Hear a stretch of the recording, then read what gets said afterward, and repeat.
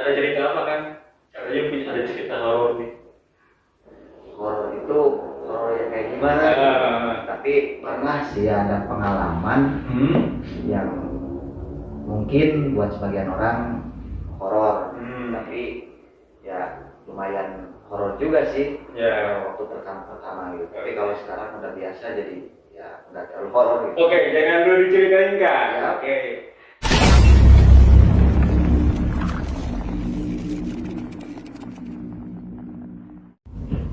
Assalamualaikum guys, balik lagi bareng gua Fikri Taufik di channel Gudang Misteri. Gimana kabarnya Kang Handra?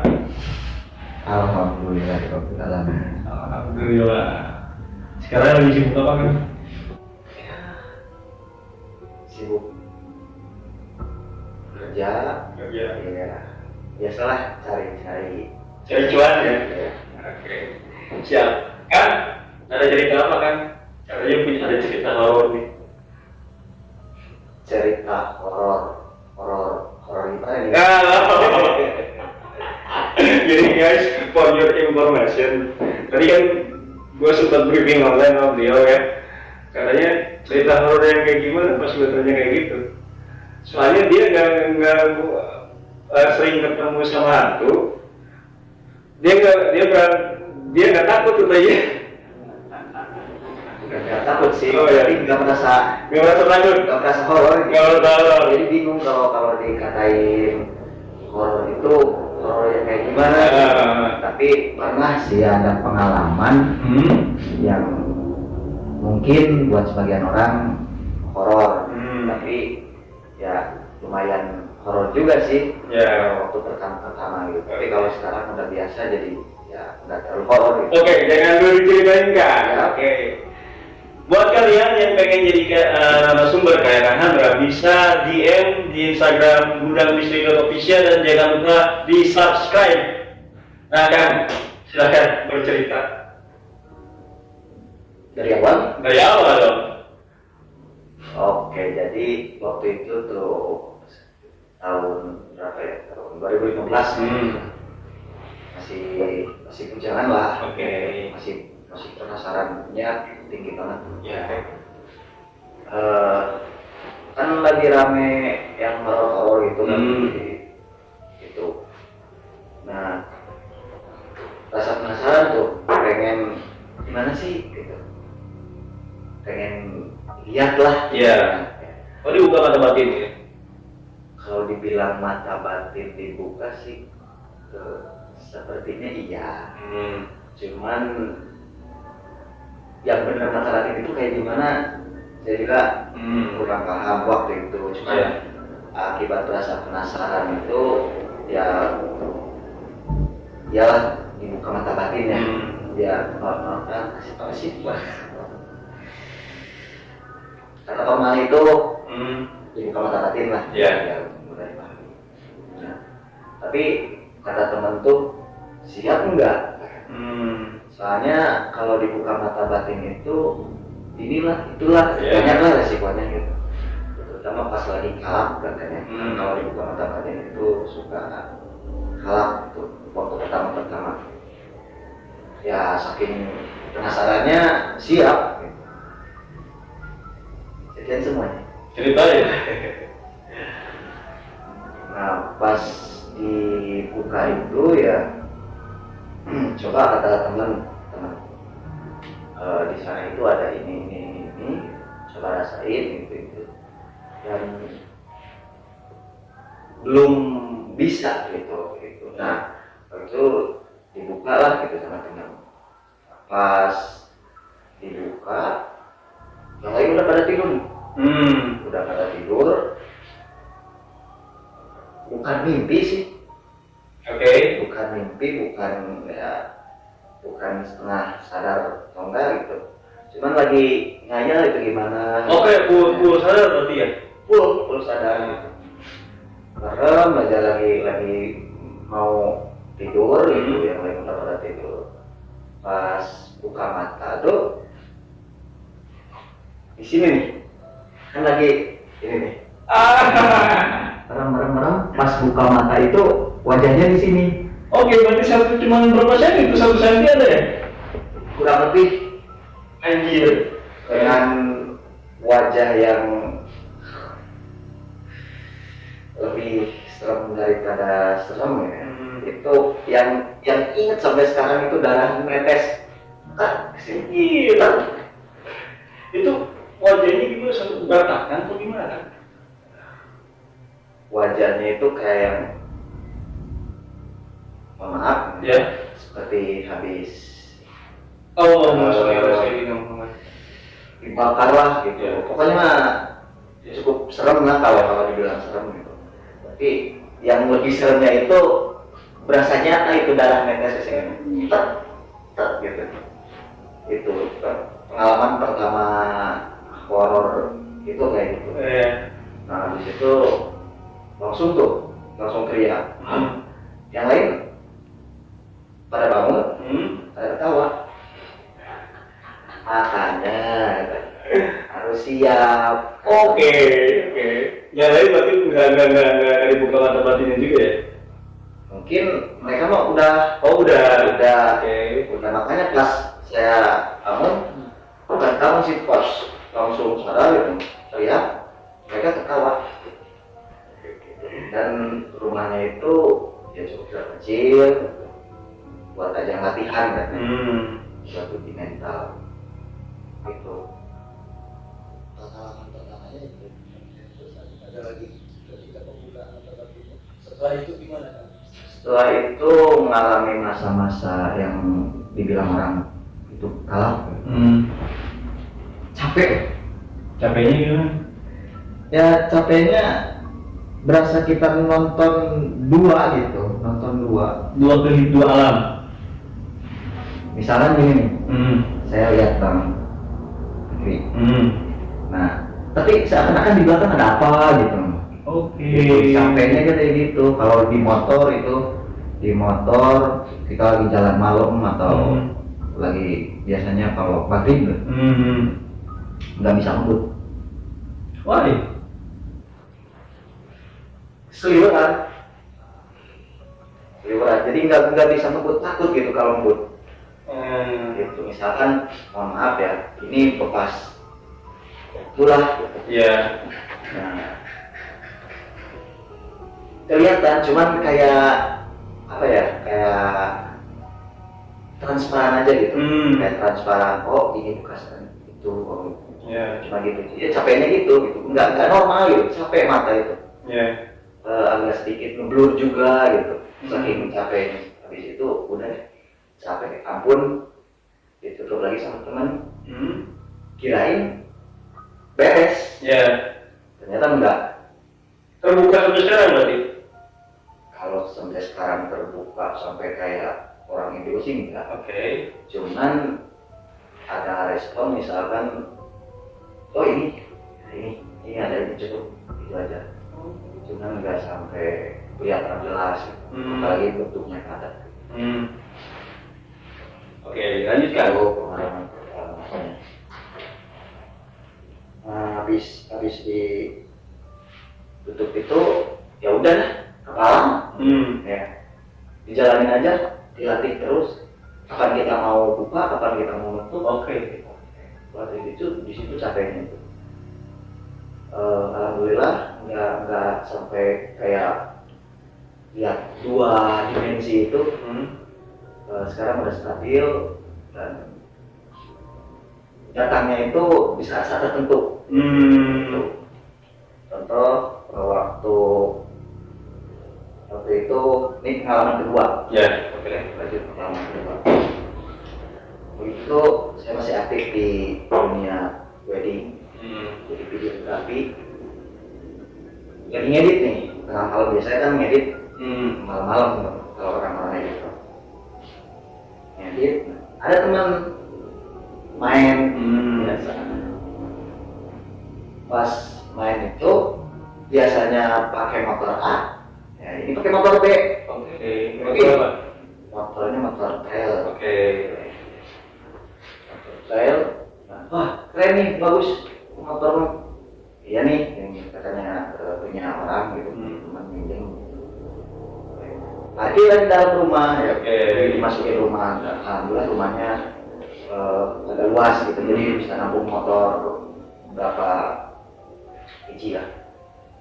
Nah, pas lagi enak-enaknya ngedit gitu, yang lain pada tidur gitu. Waktu itu saya teman yang bawa motor, adik sama istri. Oke. Itu di kamar, di beda ruangan gitu. Karena waktu itu saya tinggal di rumah adik. Nah, pas jam 12 ke biasanya ke subuh, tiba-tiba motor bunyi. Oh, nah, heran. Siapa yang kentut? Lu kentut ya? Lu? Oke. Sampai saya gedor tuh kamar adik.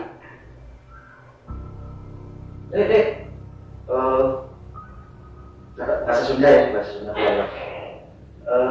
Tahu itu tarik-tarik teing. Iya. Kita di sini aja ya. Ada orangnya. Nah itu tarik teing. Ini begitu di ruangan Eta. Ya, kok pas saya sampai itu di dengar kok dari motor yang trail itu. Oke. Dari motor trail itu. Ini apanya kok motor suaranya motor pada mati loh. Mati, motor itu mati. Selang beberapa menit dideketin nggak ada. Saya sibuk ngedit. Bunyi lagi. Nah, yang lain udah pada tidur. Udah saya samperin aja ini. Ya kalau saya walaupun udah pernah dibuka atau mempelajari ya sedikitnya kayak alam astral, tapi lebih di nalar. Lebih logika ya. Sebelum ke situ di logika dulu. Ini motor apanya yang bunyi, apa bensin muap, gitu kan. Kalau misalkan suara itu kan wajar ya, kalau besi ya, habis dari panas itu jadinya. Nah ini enggak, suaranya kok dari karbu. Apa motor rel emang gini? Gitu. Dan dicuekin aja sampai subuh, kemudian teman pulang. Nah selang beberapa hari itu cuman biarin aja gitu, nggak sampai di ini apa langsung dibuka, langsung dikawang, nggak diulik dulu lah ya. Enggak. Pengen blogging aja dulu.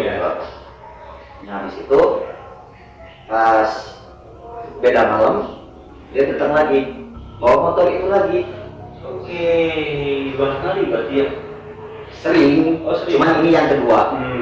Nah yang kedua ini bunyi lagi dari jam 12, padahal motor masuk rumah itu jam 9 udah masuk. Tapi mulai bunyi jam 12 sampai subuh.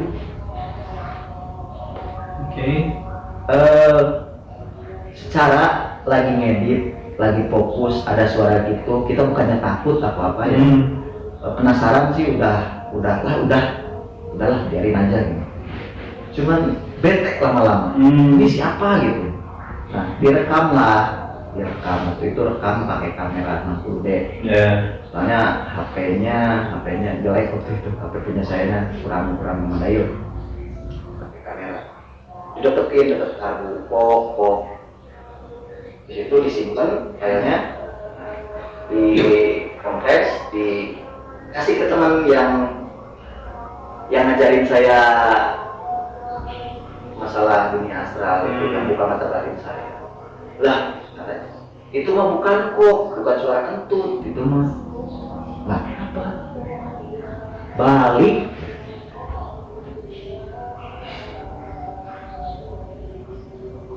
Oke, bentar. Kok bisa jadi balik itu gimana katanya penjelasannya kan? Kalau didengar secara telinga itu suaranya oh dari karbu. Cuman kalau kata dia itu balik. Oke, satu nada, bisa satu nada. Oh, balik. Kata teman itu coba deh audionya digedein, diperjelas itu. Pokoknya dengan cara apapun itu saya ulik audionya benar-benar dilihat grafiknya. Ternyata pas bener-bener di volumenya di double lah, digedein, terus exposure segala macamnya, dengar pakai headset, Bali, Anjing. Itu audionya masih ada? di hadis yang udah rusak. Oh. Sayangnya itu. Pengalaman kedua itu gitu.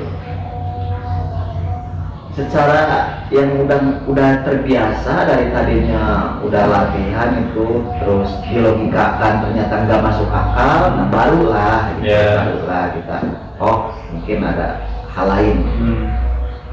Sampai disebar lah di status WA itu, serem gitu. Jadi di reply sama di itu apa sih namanya, lupa lagi. Yang pertama Bali kan di slow-mo, Bali ya. Tapi kok suara di telinga tapi pas didengerin lewat headset, dilihat grafik itu Bali. Nah dari situlah nyari kenapa ini motor, itu ada suaranya, apakah rumah inilah gitu. Soalnya kan kalau rumah ini kok nggak dari kemarin, saya udah lama di situ. Kita sok detektif lah. Ini kenapa bisa sama teman saya yang ilmunya lumayan, telusuri lah. Ini tuh kalau kamu lihat secara jelas dia di bawah ban motor, posisinya lagi gini, rambutnya panjang, anak kecil, enggak anak kecil, gadis. Seumuran kira-kira seumuran? Sekitar SMP kelas 1.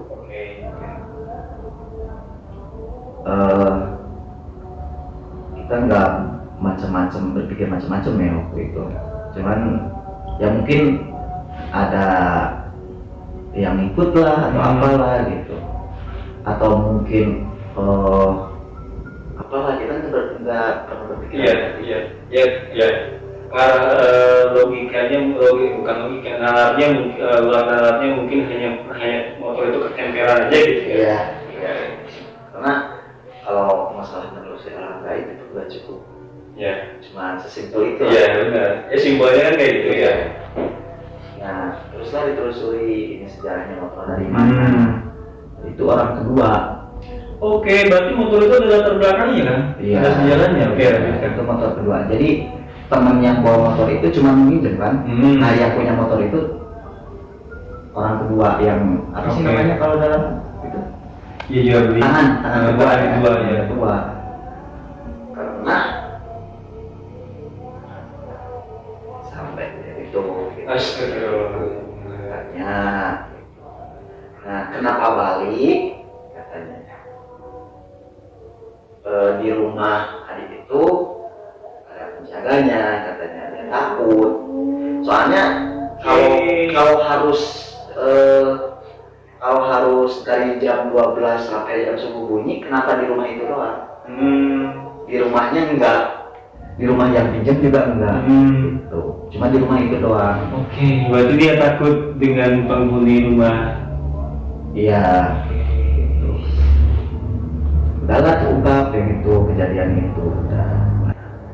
Habis itu nggak bawa motor itu lagi. Hari ketiganya, lusanya lagi ngumpul sama teman-teman biasa ngopi, ngobrol